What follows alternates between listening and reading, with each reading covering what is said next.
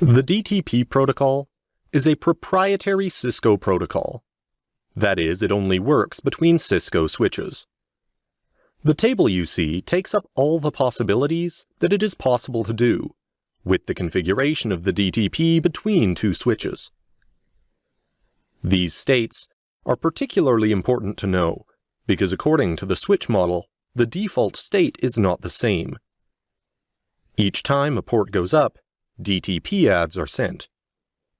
If the port is connected to a nearby switch, then they will exchange and respond to DTP adds. On both sides, the trunk will be activated automatically. On the other hand, if the port is connected to a PC, then the latter will not respond to DTP adds, because the PC does not understand the protocol. On the switch side, the trunk will not be activated, and the port will remain in access mode. A switch therefore sends DTP queries regularly over the network. To cancel these shipments, the switchport non-negotiate command must be used directly on the interface. An interface can be configured in 4 different ways. The switchport mode access command forces the port into access mode and disables sending DTP queries to the network. The switchport mode trunk command forces the port to be a trunk port and sends DTP queries to the switch opposite. The switchport mode dynamic auto command is a passive mode.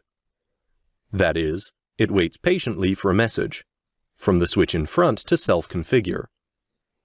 If the port opposite is in trunk or desirable mode, then it will go up in trunk. Otherwise, it will remain in access mode. In this mode, your DTP are sent regularly on the network. And the switchport mode dynamic desirable command is an active mode. That is, it sends DTP queries to the opposite switch to make a trunk proposal.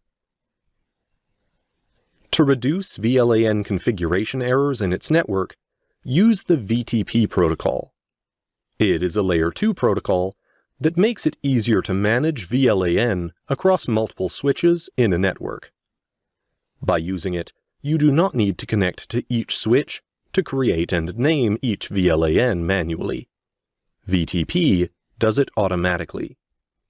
If you only have a few switches, you can manage the VLANs manually. But on large networks, VTP is much more advantageous. A switch can only belong to one VTP domain. The configurations that are brought on equipment that is in VTP server mode will spread to all other equipment that is in customer mode.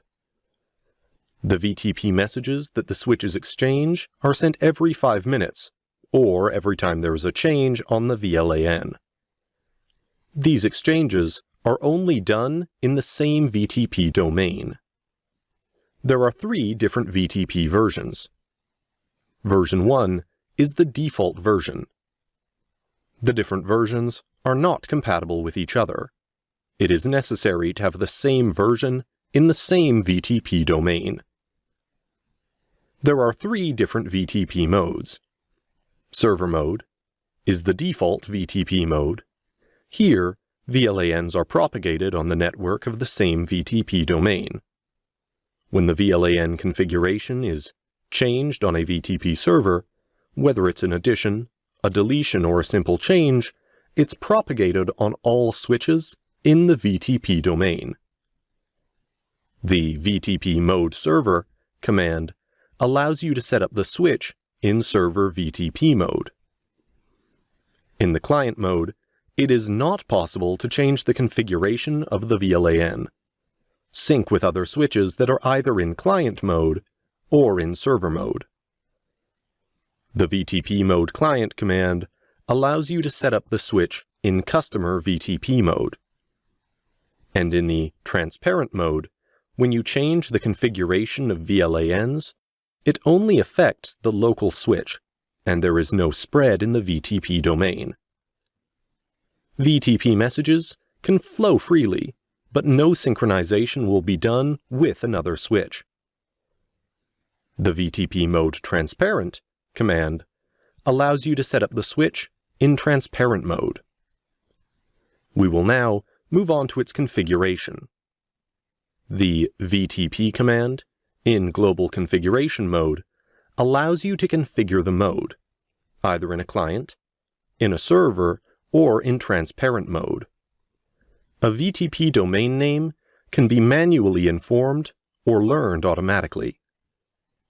In the example, it is given as a domain name, form IP, with the command VTP domain.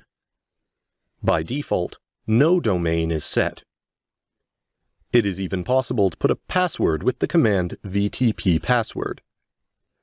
So, you have to be careful with passwords, because if you don't assign the same password for switches in the same domain, then the VTP protocols won't work properly.